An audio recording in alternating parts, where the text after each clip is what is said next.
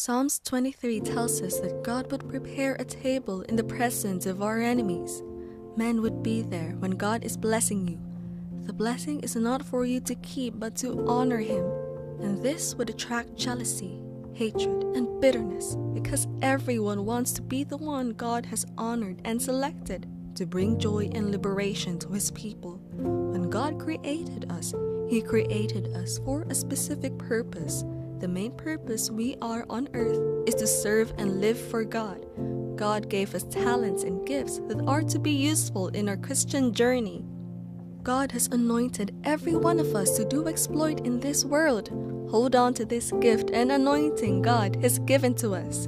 God's anointing in our lives is to be used for His purpose and His purpose only.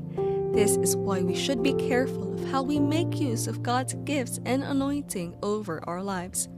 As believers, God has anointed us the moment we give ourselves to Him. Psalm chapter 45 verse 7. If your life is not attracting criticism and comments from people, then you are not making an impact. Because when you are making an impact, dust would be raised. The reason why we have the gift of God is for the edification of the body of Christ, to make sure the church as a body of Christ functions in different capacities with the sole aim of serving God. 1 Corinthians chapter 12 verses 9 to 11 tells us of the different gifts we have been given by God.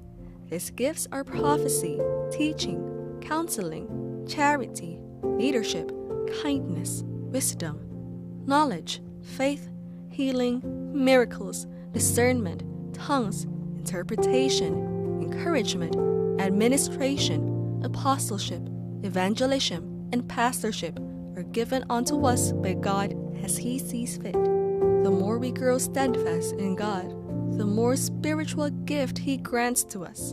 Through the Holy Spirit, we can be given 2 or more gifts. This is why it is very important how we use these gifts. However, it is also known that the gift of God is without repentance. In Romans chapter 11 verse 29, it means the gift of God is irrevocable, and this is why we as believers should be careful how we use the gift of God. This is because it is possible for us as believers to fall into sin and gradually lose sight of the will of God, and yet we function and use the gifts God has given unto us and not know we have steadily declined. The blessings and anointing God has given us might breed contempt from others because the world is prone to hate someone God has blessed.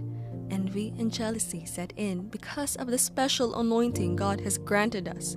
If you look at the life of Isaac, he was blessed beyond measure when he sowed in the time of famine, only to reap 100-fold. This caused the enemies to be jealous, and they started filling the water wells his father dug. When we have been blessed by God, we should not be carried away with our euphoria. We should remain cautious and watchful.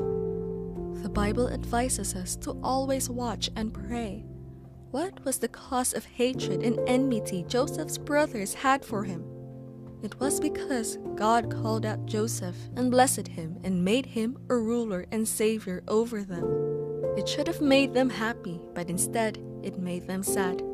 And they sold him to slavery, but then Joseph stood and did not lose that anointing and blessing. There are points in life when we receive the special blessings and anointing of God. These are moments to be thankful. These are not moments to start mocking or making jest of others. It does not mean you should look down on others. When God has blessed certain people, they become proud and haughty. They no longer have time for God. All this will bring about hatred and jealousy among people around you. This is because you are not using the blessing the right way. Let's acknowledge that God is our source. The devil is always looking for ways to steal our blessings, and this is why you should be vigilant. When you have the anointing of God over you, most people begin to get irritated. Some get jealous and envy sets in, and others do not wish you well. For you to love God wholeheartedly, then you must hate the world, and the world will hate you. You cannot love God and the world at the same time.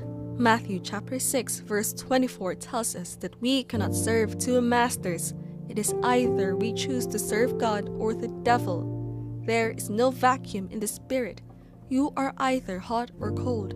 So when you have the great anointing of God on you, jealousy from the world comes at you. This is because God's anointing breaks the yoke, and when you are anointed by God, you break the yoke over the powers of Satan and his agents over your life and the lives of others. This is why we should always be filled with the Holy Spirit. Matthew chapter 13 verse 25 tells of the point where while men slept, the enemies came to sow tares among the wheat. The blessing and anointing of God over your lives makes you become a target for the devil and his agents. Job was an upright man, and the devil attacked him because he felt God protected him. He felt if Job did not have protection from God, then he would not serve God. When we receive anointing and blessing from God, we ought to tighten our spiritual belts and seek God the more. The devil is always going to and fro. He never rests until he destroys his target. That is why God assured us that as long as we are always doing his will and command, he will always fight our battles. Saul hated David because the praise singer sang his praise after he defeated Goliath. Saul was also an anointed of God, yet he hated David. Believers in Christ should be cautious because the enemy is not only outside the church, but even in church. Satanic agents are also in the church looking for whom to destroy. It is important to remain steadfast in the love of Christ. When God has anointed you, then he has put you in a position as a leader. All the people God anointed were to lead, beginning from Moses to Jesus to Paul the Apostle.